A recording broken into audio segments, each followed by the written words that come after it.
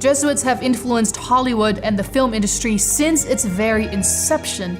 Check out this document, this essay, this scholastic essay, I should say, written by Henry Schnitzler.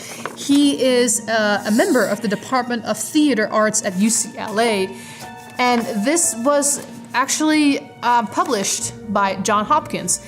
And he talks about a Jesuit priest called Anastasius Kircher, who invented the magic lantern, which was the first device to project images.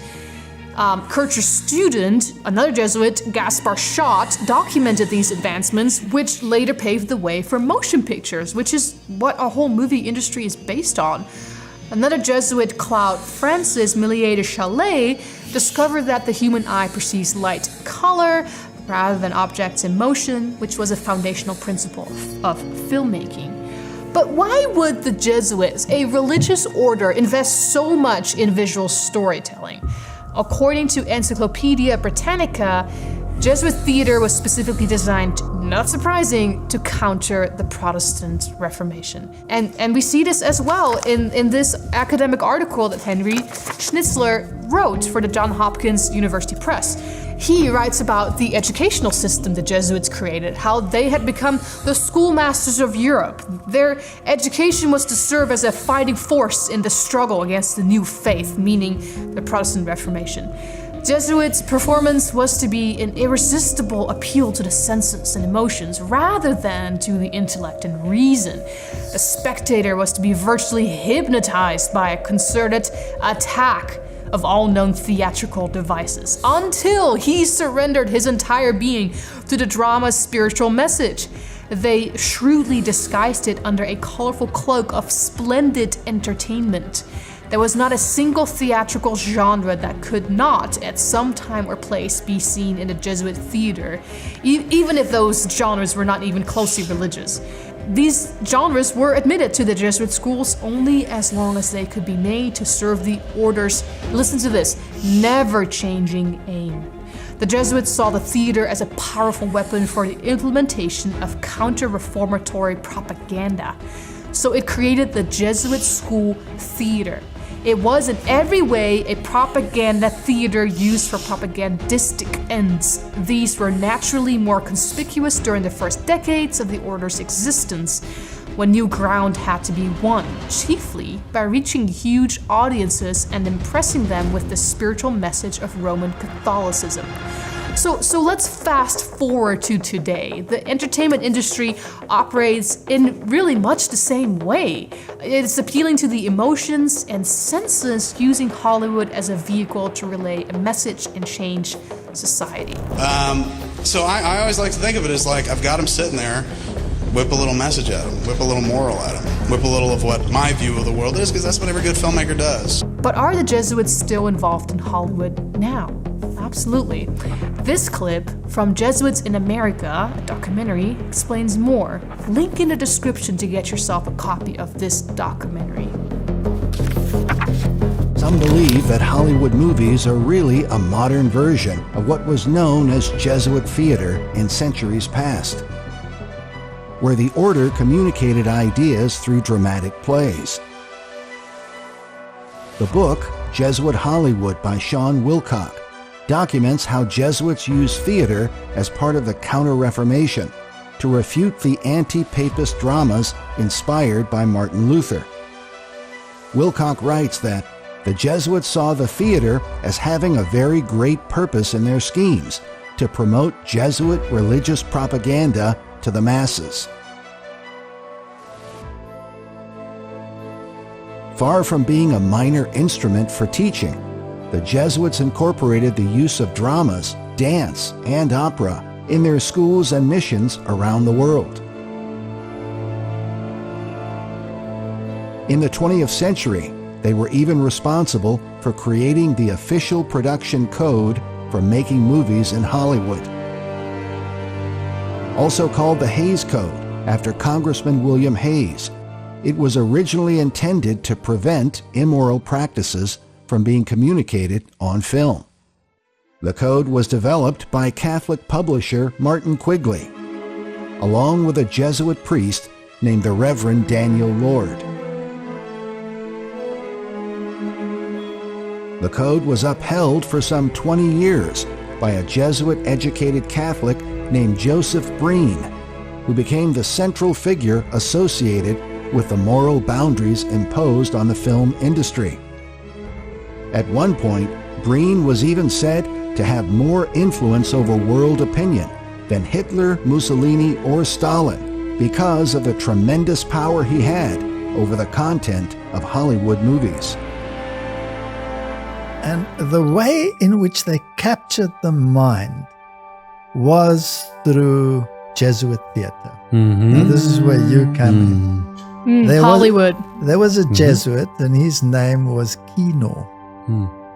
Now, in German, Kino is a bioscope, is a theater.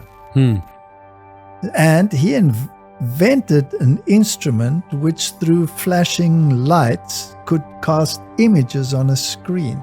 Interesting. And that became the movie. Wow. Projector. So the Jesuits became not only the schoolmasters, they also became the masters of the theater. Wow. And They were the first master class. Yes.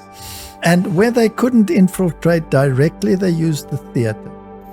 Now, there's a high probability that Shakespeare might not even have been a literal person, but was a pseudonym for someone in the high esoteric circles like Sir Francis Bacon, for example. And he was a Rosicrucian, so he would have a high esoteric knowledge and would probably be able to write something like Macbeth or one of them. And once you divert the mind into this esoteric fairy tale world, then you can implant anything else. Now, that's your line, so Exactly. I'm not going to go there. You're speaking my language, but that is one thing that I think really is tying all of these different, I mean, you think of all the different production companies, all the different people involved, all the different span. I mean, there's armies of people. How are you getting all their messages similar? Army is a very good name. Now, the Jesuits are also a military organization. I was thinking about that. Napoleon called the Jesuits an army instead of a religious organization. Well, Napoleon was a high Mason because he put all of his family into high secret society positions. But that being as it may, they then created all the great schools like Georgetown University or Fordham University, or many of them are not directly linked to them, but actually through the committees controlled by them. So let's say that a large proportion of the world of education today is based on the philosophy of the Jesuits. And they are the ones that train the presidents, whether that be whoever, Donald Trump. Yeah, there's enough evidence out there that they have all been parts and bits of these things. They've all been part of it. We don't have to go into all of them, but yes, they're all somehow associated and trained in this, and they are high Masons. Now, Is it the same? Jesuits and Masons are the same? No. Okay. Masons are an organization that at its basis should actually be Protestant.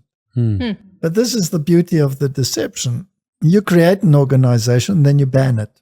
Right. So Rome... Make it intriguing. Rome officially banned the Masonic order and said it was of the devil. All Masons are from the devil. While every single cardinal in the Vatican was a Mason. Yeah. So It's pretty hypocritical. That's pretty hypocritical. They're true, though. That's true. So that is how you draw them in. As long as you're at the top, controlling the situation and controlling the teachings, then you have drawn in the Protestant world, and you are actually controlling it without them knowing it. So I think from what I remember from watching your Total Onslaught series is that the Roman Catholic Church technically is at the helm of all of these secret societies. Yes. How so? How come? Well, they have these two orders. The one that still remain to this day, and that is the Jesuit order, which has a general, which is generally called the Black Pope.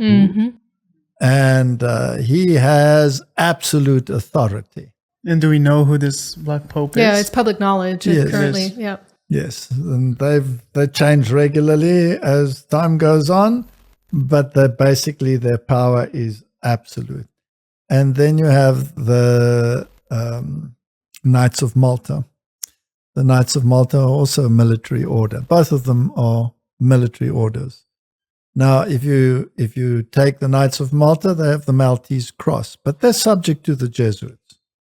So there were actually physical wars in order to control this issue. So eventually the Knights of Malta became subject to the Jesuits, and they work in unity.